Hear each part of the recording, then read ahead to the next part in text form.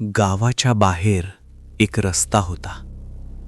नावही नव्हतं त्याला, नकाशात नव्हता, आणि जो एकदा आत गेला तो परत दिसलाच नाही. लोक म्हणायचे, तिथे वारा उलट दिशेने वाहतो, आवाज आधी येतात, माणसं नंतर.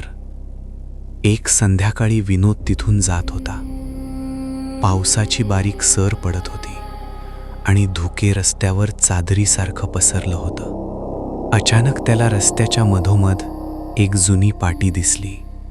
त्यावर लिहिलं होतं, परत जायचं असेल तर आत येऊ नकोस. तो हसला आणि पुढे गेला. 5 मिनिटांनी त्याचा फोन वाजला. आईचा कॉल. तो घाबरून उचलतो. आई रडत म्हणते, बाळा, तू घरातून बाहेर पडलाच नाहीस.